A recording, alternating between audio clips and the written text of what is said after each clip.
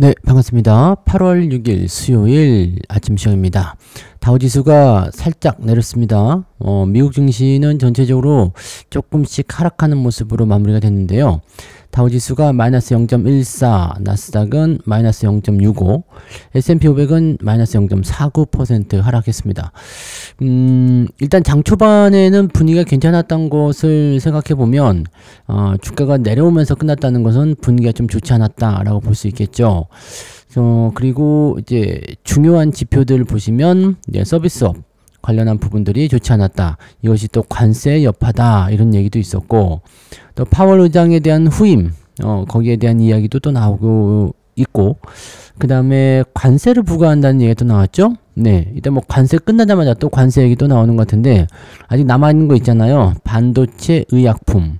의약품 같은 경우는, 네, 뭐 250%까지도 먹일 수 있다. 뭐 이런 얘기가 나왔고, 반도체는 이제 다음 주 중에 관세를 매길 것이다. 그래서 일제히 또 뭐 하락하는 모습이 좀 있었습니다. 엔비디아, 그 다음에 AMD는 또 실적 좋았는데 떨어졌고요. 근데 팔란티어는 또 올랐어요. 네, 아주 지들 멋대로죠. 그래서 이런 부분들 보면은 실적에 대한 부분들에 대해서 반응을 하는 것도 있겠지만 그냥 시장 분위기에 따라서 네, 오르고 내리고 많이 올랐던 종목은 차익 매도가 좀 나오고 그런 형태로 계속 가는 것 같습니다.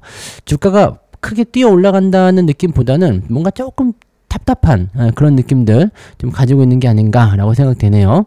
자, 뉴스들 주요한 뉴스들로 한번 찾아보도록 하겠습니다. 일단은 자, 처음부터 한번 보도록 하죠. 자, 트럼프 관세 예고 서비스업 지표 부진 요게 나와 있는데 지금 최종적으로 나온 걸 한번 봐야 되는데, 그죠? 최종적으로 나온 뉴스는 뭐가 있을까? AMD 실적 전망 뭐 하나씩 가면서 그냥 볼까요? 네, 하나씩 가면서 봅시다. AMD 이야기 먼저 살펴보도록 하죠. 강력한 실적 전망에도 AMD 주가가 하락했다라고 되어 있는데 시장 기대를 웃도는 3분기 매출 가이던스를 제시했음에도 불구하고 시간의 거래에서 4% 이상 하락했다라고 되어 있네요. 아무래도 뭐 중국 쪽에 대한 그런 여기 있네요. 그죠? 네. 일부 중국향 수출 전용 칩에 대한 규제를 허용했지만 아직 허가가 나지 않는 그런 불확실성이 있다. 뭐 이런 거 하나.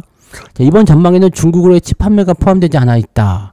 그러니까 만약에 중국 쪽으로 이제 이런 칩 판매가 허용이 된다라면 실제로 이제 3분기 실적에 대한 기대치 플러스 중국 쪽 칩 판매 해가지고 더 치고 올라갈 가능성이 있다라는 식으로 얘기가 나올 수는 있겠네요. 그죠? 그런 상황이고, 지금 보면은 매출이나 이런 부분들이 다 증가했네요. 좋았는데, 그죠?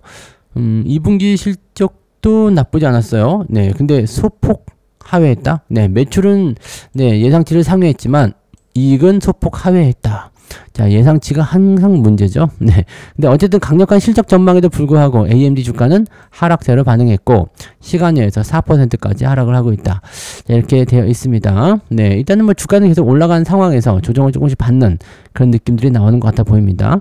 자, 뭐 엔비디아도 역시 마찬가지 1% 정도 하락을 하긴 했는데, 뭐 현재 상황에서는 일단 AMD 생태계 그 AI 쪽 이런 상황들은 더 늘어날 것이다 라는 전망이 있기 때문에 조금 더 지켜봐야 되지 않을까 라는 생각을 좀 해봐야 되긴 하죠. 네. 그리고 요게 있죠. 자, 곧 반도체 관세를 발표할 것이다. 요거. 자, 근데 저는 네, 엔비디아가 이것 때문에 1% 하락했다라고 되어 있지만 꼭 엔비디아가 이것 때문에 하락했다라고 보기엔 좀 어렵지 않나라고 생각되고 있고요. 자, 아무튼 트럼프가 네, 다음 주 내로 반도체 관련 관세를 부과할 것이다라고 되어 있는데, 반도체도 미국에서 생산되기를 원한다라고 얘기를 했어요. 네, 자세한 내용을 언급하지는 않았어요. 자, 일단 관세를 매기는 부분들, 뭐 너희들이 미국에서 판매를 좀 해줘라, 뭐 생산을 좀 해줘라, 이런 식으로 얘기를 하고 있는 모습일 텐데, 미국에서 생산을 하는 거 오케이, 좋아요. 네, 지금 열심히 만들고 있고, 뭐 삼성은 이제 공장 규모가 크잖아요. 그래서 뭐 나쁘지 않고 TSMC도 뭐 그쪽 들어가서 이제 새롭게 투자를 한다는 얘기까지 나왔었잖아요. 그러니까 뭐 수익성에 대한 부분들이 당연히 나타날 수 있는 그런 구조가 되긴 될 텐데, 여기서 생각해 볼 만한 부분들, 미국이 과연 반도체, 그 다음에 의약품 쪽 관세도 매긴다고 했지만, 네, 그쪽 관세를 과연 매길 수 있겠는가라는 부분입니다. 관세 매겨봐. 네, 왜냐면 히토류를 비롯해서 재료 대부분을 수입에 의존하고 있죠. 또 칩 역시도 수입에 의존하고 있어요. 그러면 미국의 반도체 기업들이 피해를 크게 본단 말이죠. 자, 미국의 반도체 기업들이 피해를 크게 보게 된다라는 것은 다른 의미로 얘기하면 반발이 심할 수가 있죠. 물론 이제 이 상호관세나 이런 부분들 같은 경우는 뭐 여러 가지 측면에서는 그 대체제가 있는 상황이라면 네, 미국 기업들이 좋을 수 있어요. 특히 뭐 자동차 같은 경우 관세를 세게 매긴다. 자, 그러면은 외국산 자동차가 팔리지 않는 대신에 미국산 자동차가 많이 팔릴 가능성이 있겠죠. 그 국산차를 이용할 수 있잖아, 미국 내에서. 자, 그러면 이 외국 기업들 같은 경우는 가격 경쟁력에서 밀리기 때문에 열심히 가가지고 미국에다가 투자를 하거나 미국 생산량을 늘리거나 이렇게 돼야 되겠죠. 자, 그러면은 상대적으로 미국 기업들이 좋아. 근데 대체제가 없어요. 지금은 히토류 대체제가 없죠. 네, 지금 중국과 물론 대체제를 만들 수는 있을 거예요. 근데 네, 상당히 복잡하고 비용도 많이 들겠죠. 그래서 그런 부분들이 있을 거고, 특히 뭐 HBM 같은 경우는 대체제가 마이크론에서 뭐 될 수 있는 부분이 아니거든요. 특히나 공장 규모라든지 지금 당장 막 팽창하고 있는 상태에서 이게 쉽지가 않을 거예요. 그래서 관세를 부과한다. 그 사실 우리 입장에서는 거의 독점적인 위치를 차지하고 있는 상황이라면 네, 관세를 부과하든가 말든가 네, 상관이 없죠. 그래서 관세를 많이 부과한다. 그래라. 어차피 관세 니들이 부담하는 거 아니야? 관세는 누가 부담하죠? 사가는 사람이. 즉 우리나라 기업들 같은 경우는 관세 때문에 안 팔린다라고 생각되는 부분들은 그냥 대체제가 있을 경우고요.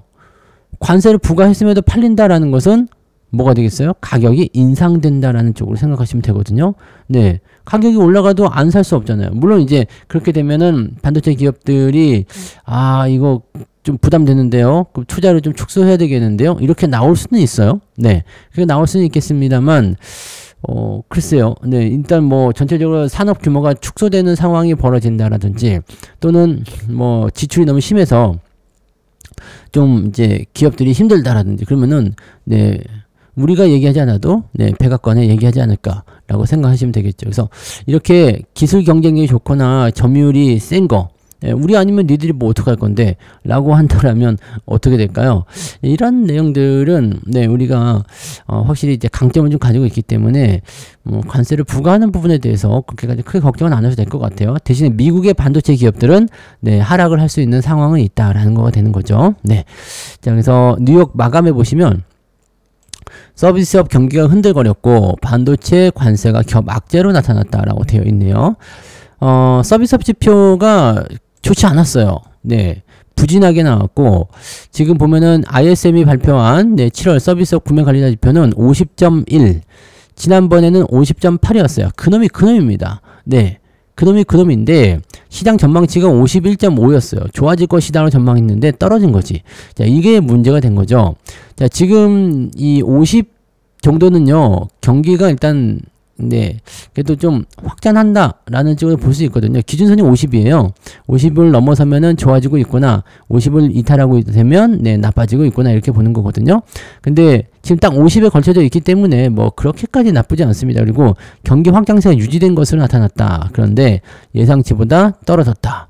그다음에 수요가 좀 둔화됐고 비용이 상승하고 고용이 악화되는 신호가 뚜렷하게 악재로 작용하고 있다. 고용지표도 지금 나쁘게 나왔기 때문에 약간 애매하죠. 이제 CPI 지표가 다음 주에 발표되죠. 네, 조만간 발표될 텐데 그 부분에서 이제 이 한 번에 이런 어떤 그 타겟팅이 되는 모습이 좀 나타나겠죠. 그래서 CPI 지표나 이런 것들이 괜찮으면 괜찮은데 만약에 CPI 지표가 올라간다. 그럼 관세에 대한 부담감을 먼저 반영하고 있을 수도 있다. 라는 식으로 얘기가 나올 수도 있습니다. 그러니까 그런 쪽으로 생각하실 수 있는 내용이 되는 거죠.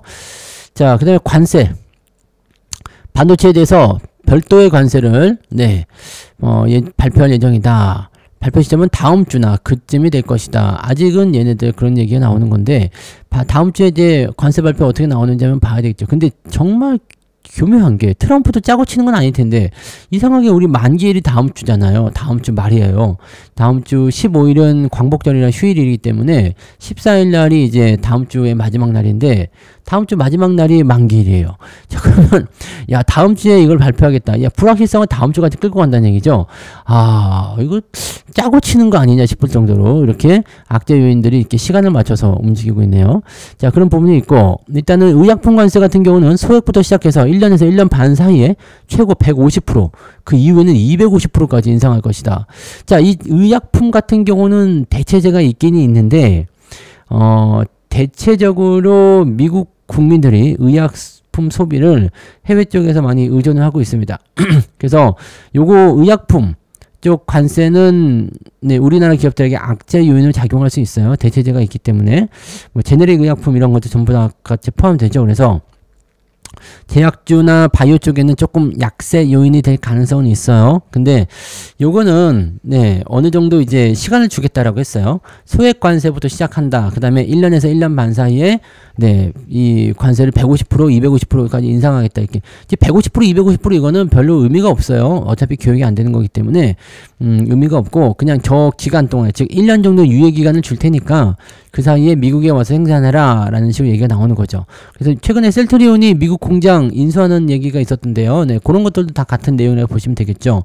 이 대체제가 있거나 그런 어떤 부담 요인이 있는 기업들 같은 경우는 미국에서 네, 투자할 수 있도록 미국 공장을 또 이제 인수한다거나 네, 컨택한다거나 그런 부분들이 생겨나고 있을 수 있다는 거죠. 근데 이 의약품 관세도 쉽게 할 수가 없는 이유가 이 미국이 약품 소비에 대한 부분들이 굉장히 커요. 미국 시장이. 그래서 요 부분들에 대해서 이제 관세를 매기게 되면 미국 국민들에게 이제 이 피로감이 가중된다. 이렇게 얘기가 나오는 거죠.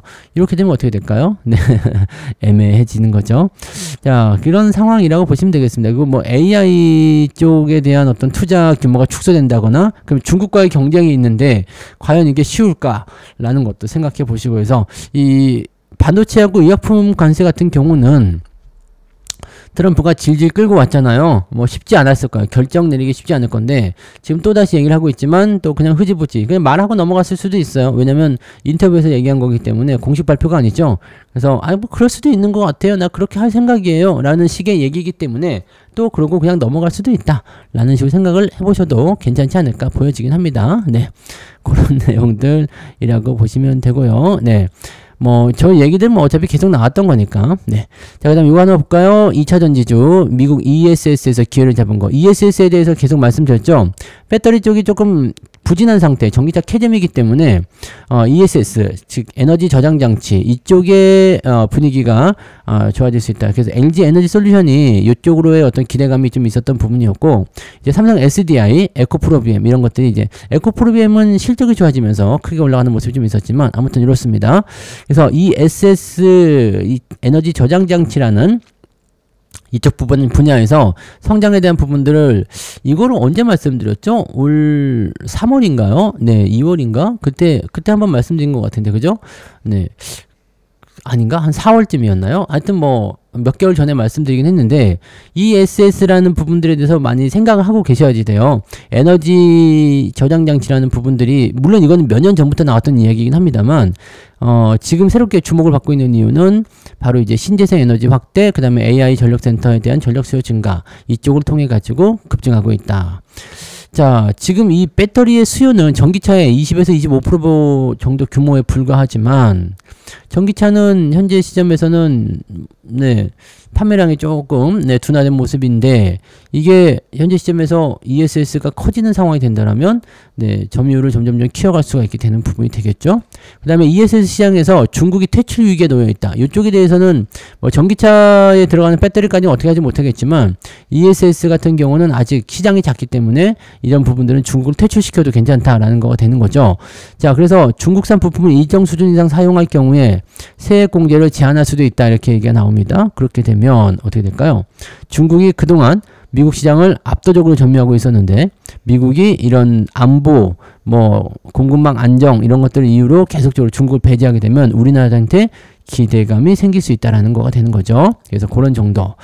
근데 이미 주가에 어느 정도 반영되었다라는 식의 얘기도 나오고 있어서 2차전지에 대한 부분들은 썩 좋지 않게 얘기를 하고 있습니다. 네. 근데 제가 보기에는 네, 주가가 위쪽에서 아직 덜 내려온 거죠. 덜 떨어진 거. 덜 떨어진 애들은 조금 더 조정을 받을 수 있겠지만 바닥을 어느 정도 잡은 애들은 충분히 이 부분들 가지고 올라갈 수 있거든요. 그러니까 단기적 상승 이후에 중기적 상승까지 이어질 수 있는 내용이 만들어질 수 있어서 제가 보기에는 나쁘진 않은 것 같아요 라고 말씀드릴 수 있을 것 같습니다.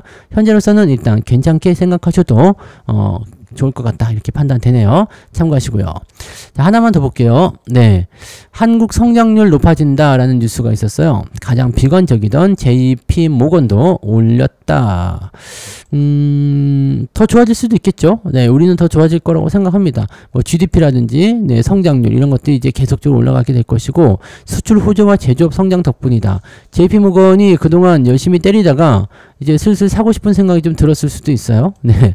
그래서 이런 부분들로 진행을 좀 해본 내용인 것 같고, 무역협상 발표에 대한 기대감을 좀 발표한 것 같아요. 골드만삭스는.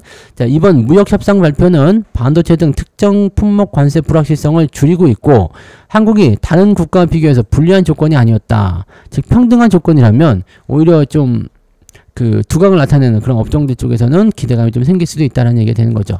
우리가 불리했다라면 뭐 약간의 어떤 손해나 이런 부분을 감안을 했어야 되지만 그런 게 아니기 때문에 오히려 성장에 대한 가능성을 네, 우리가 볼 수도 있다라고 얘기가 나오는 거죠. 그래서 전체적으로 이제 해외 주요 IB 즉 투자은행이 제시한 올해 한국 경제 성장률 전망치는 조금 올라갔다라고 보시면 되겠죠. 네, 근데 전체 평균을 끌어올리는 못했지만 일단 중요한 JP모건과 골드만삭스가 전망치를 상향 조정을 했다라는 거가 나오는 거가 되겠죠. 뭐 근데 아직은 1% 정도밖에 안 되고 있는 것 같아요. 올해 성장률이요. 네, 조금 더 열심히 성장해야 되겠죠. 네, 평균은 0.9%고 UBS, 노무라, 그 다음에 골드만삭스, 네, 이런 애들은 이제 1.2%. JP모건은 얘는 네, 끌어올려준 게 이제 0.7이네요. 네, JP모건. 그 다음에 CT은행 같은 경우가 0.6. 얘네가 제일 낮네요. 성장률을 본 게. 노무라는 HSBC 얘네는 0.7. 나머지는 다 1%가 넘어요. 그래서 성장률에 대한 부분들은 어느 정도 가능성 있다. 네. 생각됩니다. 후반부에 좀 좋아지지 않을까 생각되고요. 지금 이 구간을 조금 어떻게 현명하게 잘 넘어가느냐, 그게 이제 제일 중요할 것 같아 보입니다. 지금 이제 뭐 반도체 관세까지 마무리되고 나면 또 오히려 또 올라갈 수도 있죠. 그 다음에 지금 국회에서 계속 얘기 중인 거, 뭐 세법 개정이라든지, 네, 이런 부분, 상법 개정 이런 것들도 최종적으로 다 적용이 돼서 통과가 되고, 뭐 우리한테 네, 좋은 쪽으로 계속 그 방향성이 만들어지게 된다면 더 좋아지지 않을까 생각합니다. 자, 시장이 약간은 네, 좀 애매한 조정을 좀 보일 수도 있겠죠. 네, 그래서 그런 내용들 한번 체크해 보시고요. 일단 뭐 기술주 쪽 테슬라도 뭐 테슬라가 뭐 로보택시가 사기라면서 주주들한테 고소를 당했다는 얘기도 있더라고요. 그래서 테슬라도 좀 빠졌고, 뭐 리비안이라든지 네, 뭐 이게 실적 발표에서 실망감 느낀 종목군들은 주가가 좀 많이 떨어지는 경우가 좀 있었습니다. 그래서 그런 부분들도 좀 있고, 그래서 약간은 네, 그 분위기가 썩 좋지는 않아 보인다라고 생각이 드니까 그 내용들 조금 참고해 보시고요. 좀 더 멀리 네, 지켜본다라면 이번 조정이 혹시 나오게 된다면 오히려 매수 기회가 될 수 있으니까 기회를 또 잘 살려가지고 대응들 해주시면 좋겠습니다. 자, 오늘 여기까지 이야기하고요. 저는 장중시장에서 다시 오겠습니다. 고맙습니다.